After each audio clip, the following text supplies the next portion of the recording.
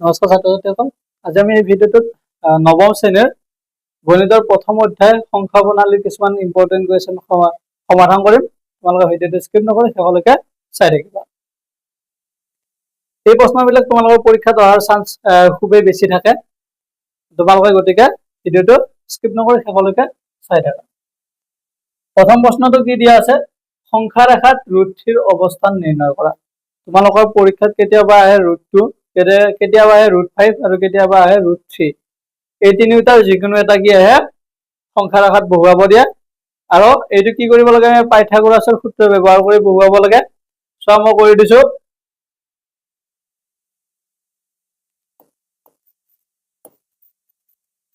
প্ৰথম কাম কি হ'ব? তোমালোকৰ স্কেল কটা কম্পাছ লৈ ল'বা।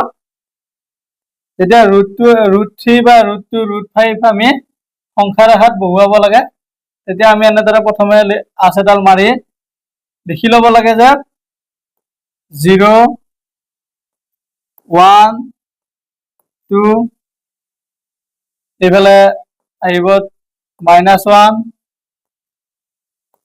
-2 এনেদৰে এইফালে কি হ'ব? পাৰি গৈ থাকিব। যেতিয়া এটা সংখ্যা ৰুট 3 হওক বা ৰুট 2 বা ৰুট 5 হওক বহুৱাব দিব, তেতিয়া আমি এই পোৰ্চনটো ল'ব লাগিব 0 পৰা 1 লৈকে। ললা, এইখিনি কি হয়? আমাৰ 1 বুলি ধৰা হ'ল। তাৰপিছত আমি কি কৰিব লাগিব? 1ৰ ওপৰত আমি এটা লম্ব আঁকিব লাগিব। কিমানৰ আঁকিব লাগিব? 1 চেণ্টিমিটাৰত। ইমানখিনি যিমানখিনি আছে 0ৰ পৰা 1 লৈকে যিমান আছে, 1ৰ ওপৰতো আমি সিমান লম্বাকৈ কি কৰিব লাগিব? লম্ব এডাল আঁকি দিব লাগিব। মোৰ সমান নহ'ব পাৰে, মোৰ স্কেল নাই, তোমালোকে স্কেল লৈ আঁকিবা। তাৰপিছত চোৱা, এই যিটো এনসাৰ হ'ব, পাইথাগোৰাছৰ সূত্ৰ ব্যৱহাৰ কৰিলে কি আহিব? ইয়াত 1 স্কুৱেৰ প্লাছ 1 স্কুৱেৰ কিমান হ'ল? 1 প্লাছ 1 ইকুৱেল টু কিমান হ'ব? ৰুট 2 হ'ব। হয় নহয়?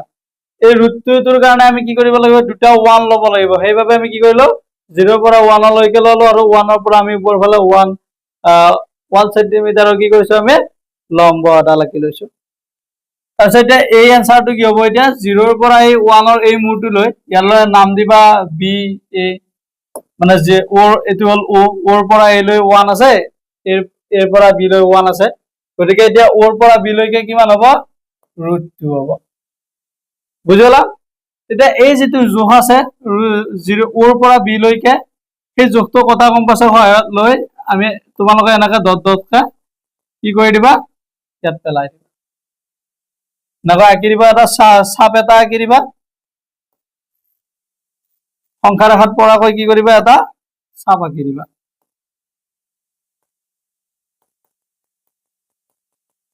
এইটো হ'ব কি? ৰুট 2। এই নামটো কি হৈ যাব? ৰুট 2 হৈ যাব। সেইটো বুজি পাইছা?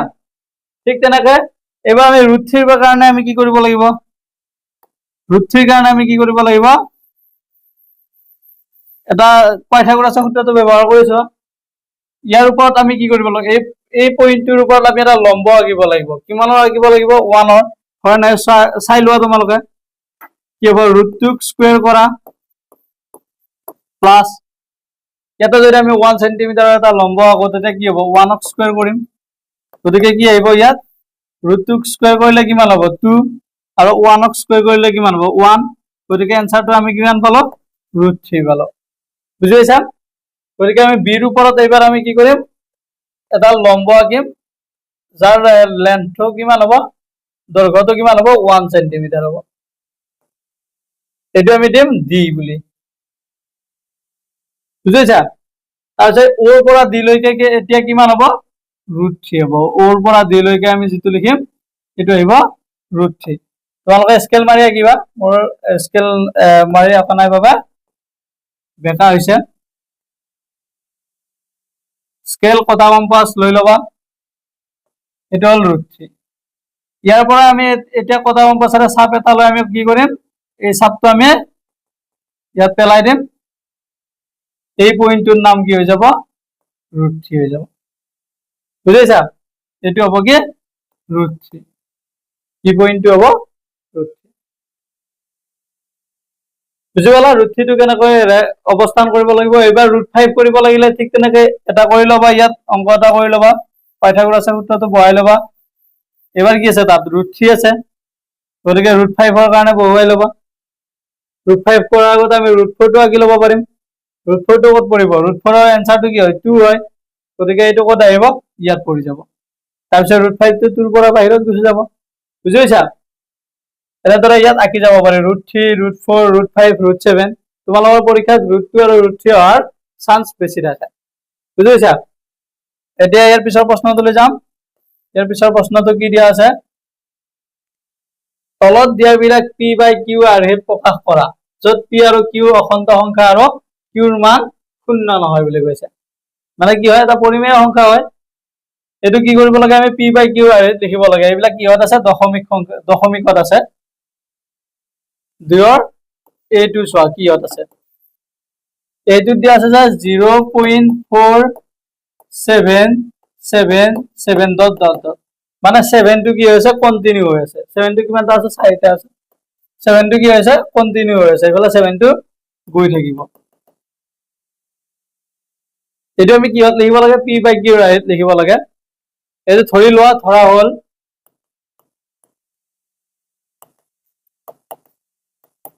x equal to 0.4777 dot dot বুঝলা ইয়াৰ কিমানটা সংখ্যা ৰিপিট হৈছে ইয়াৰ এটা সংখ্যা ৰিপিট হৈছে এটা হ'ল 7 গতিকে আমি x ৰ লগত কি কৰিম 10 মাল্টিপ্লাই কৰিম বোথ সাইডত আমি কি কৰিম 10 মাল্টিপ্লাই কৰি দিম কিহৰ কাৰণে 10 টো মাল্টিপ্লাই কৰিম কাৰণ ইয়াৰ কি আছে এটা সংখ্যা ৰিপিট হৈছে যদি দুটা সংখ্যা ৰিপিট হৈ থাকে তাৰ লগত একৰ লগত দুটা শূন্য আহিব মানে 100 হ'ব যদি তিনিটা সংখ্যা ৰিপিট হৈ থাকে তেতিয়া কি হ'ব একৰ লগত তিনিটা সংখ্যা তিনিটা শূন্য আহিব বুজিছা ইয়াৰ এটা সংখ্যা ৰিপিট হৈছে কাৰণে একৰ লগত এটা শূন্য আহিব এটা শূন্য আহিলে কি হ'ব 10 10 পূৰণ x কিমান হ'ল 10x ইয়াৰ লগত 10 পূৰণ কৰি দিলে কি হ'ব 4.777 ডট ডট বুঝলা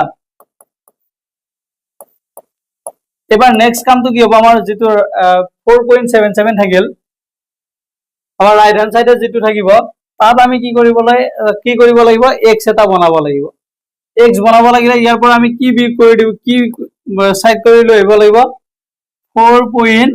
কিমান আনিব লাগিব 3 আনিব লাগিব তেতিয়া ইয়াত কি আহি যাব 0.7 ৰ পৰা 3 আহি গল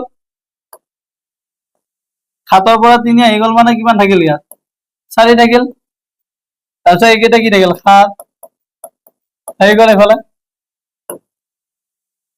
এইটো কি হল এইটো x হৈ গল গতিকে চোৱা 10x প্লাস 4.3 প্লাস এইটো কি হল x এবাৰ x টো এইফালে লৈ আহা 10x ৰ পৰা x টো মাইনাস কৰি দিয়া ইয়াত কিমান থাকিল 4.3 10x ৰ পৰা x মাইনাস কৰিলে কিমান থাকিল 9x ইকুৱেল টু কিমান হল 4.3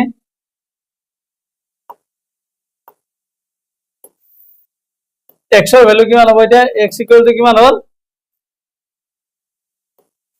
4.3 divided by 9 4.3 ৰ পৰা 0.2 উঠাব লাগিলে কি হ'ব 10 ৰে পূৰণ কৰিব লাগিব 10 ৰে পূৰণ কৰিলে কিমান হল 43 আৰু তলৰটো 10 ৰে পূৰণ কৰোঁতা 90 90 ভাগৰ কি হ'ব 43 হ'ব ইয়াৰ p/q আৰ্হিত প্ৰকাশ কৰিলে 90 ভাগৰ কি হয় 43 হয় বুজি পাইছা ঠিক তেনেকৈ ইয়াৰ পিছৰটো চোৱা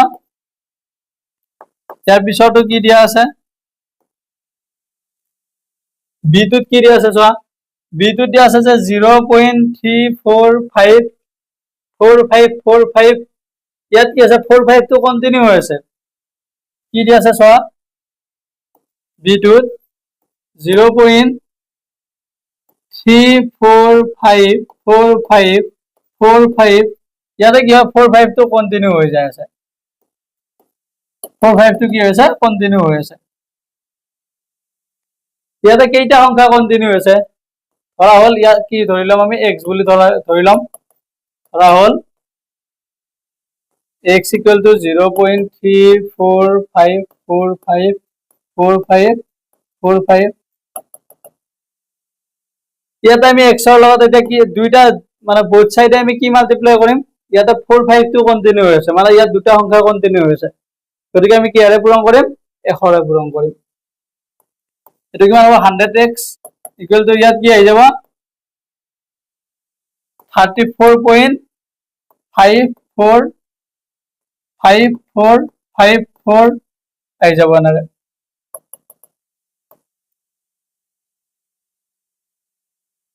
এবাৰ চোৱা ইয়াত আমি কি কৰিব লাগিব x এটা বনাব লাগিব তাৰ কাৰণে 34 ৰ লগত কি আহিব 34 পইণ্ট কিমান আহিব লাগিব 2 আহিব লাগিব তেতিয়া ইয়াত কি থাকিব 0.5 ৰ পৰা 2 অহা মানে কি থাকিল 3 4 5 4 5 4 5 এনেকৈ গৈ থাকিব এইফালে বুজিছা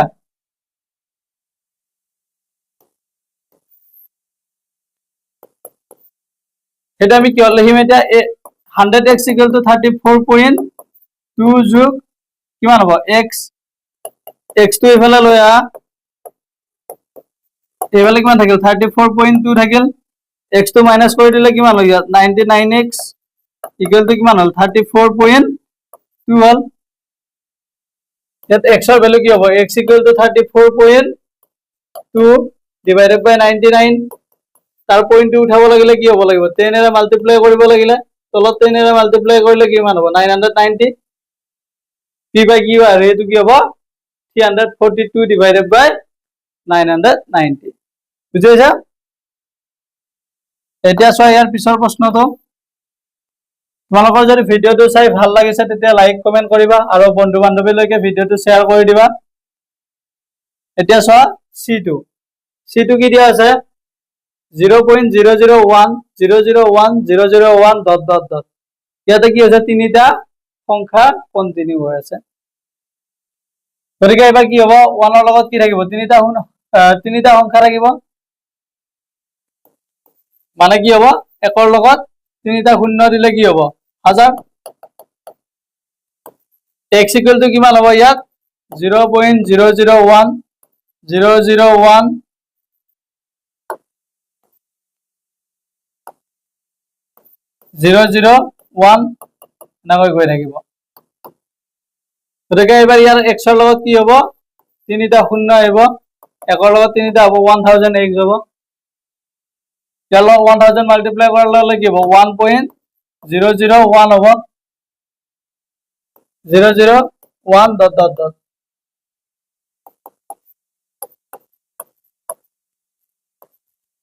ইয়াৰ পৰা কি হ'ব 1 প্লাস 0.001 আহিল 001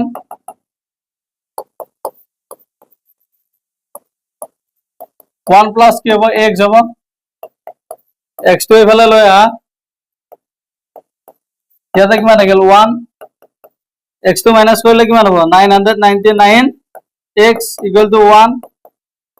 x ৰ ভ্যালু কি হ'ব x = কিমান হ'ব 999 ভাগৰ 1 হ'ব মানে 1 ভাগৰ তো 999 ভাগৰ 1 হ'ব आंसर 1/999 হ'ব বুজিছা এতিয়া চোৱা ইয়াৰ পিছৰ প্ৰশ্নটো 3 নম্বৰ প্ৰশ্নটো চোৱা 3 নম্বৰ প্ৰশ্নটো কি দিয়া আছে তলৰ প্ৰতিটো ৰাশি সৰল কৰা ইয়াৰ কি কৰিব দিছে তলৰ প্ৰতিটো ৰাশি সৰল কৰিব দিছে 3 এর a2 কি দিয়া আছে 3 এর a2 দিয়া আছে যে 3 plus √3 2 plus √2 এটা আমি কি কৰিব লাগে সৰল কৰিব লাগে ইয়াতে কি আছে 3 plus √3 into 2 plus √2 গতিকে 3 ৰে আমি দুইটা পূৰণ কৰিব লাগিব 3 into 2 plus √2 হ'ব plus √3 into 2 plus √2 3 into 2 কিমান 6 plus 3 into √2 3 √2 plus √3 into 2 কি হ'ব 2 √3 plus √3 into √2 কি হ'ব √6 হ'ব आंसर তো কি হল এটো হ'ব आंसर বুজিছা এতিয়া যাও আমি ইয়াৰ পিছৰটো লৈকে ইয়াৰ পিছৰটো কি দি আছে b2 চোৱা বিটোত কি দিয়া আছে বিটোত দিয়া আছে যে √3 প্লাস √5 ইনটু √3 প্লাস √5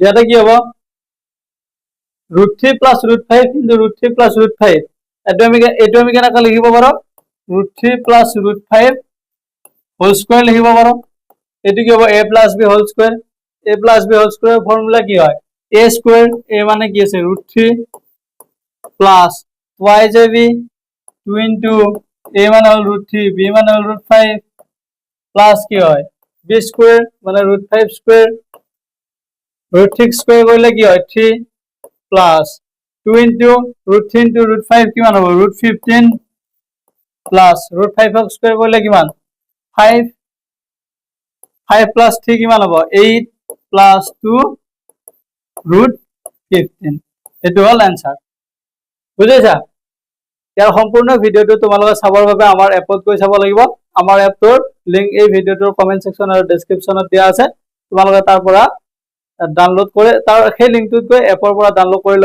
ল'ব পাৰিবা আৰু যদি ভিডিওটো চাই তোমালোকৰ ভাল লাগিছে তেন্তে লাইক কমেন্ট শেয়াৰ কৰিবা আৰু এই ভিডিওটো তোমালোকৰ বন্ধু বান্ধৱীলৈকে শেয়াৰ কৰি দিবা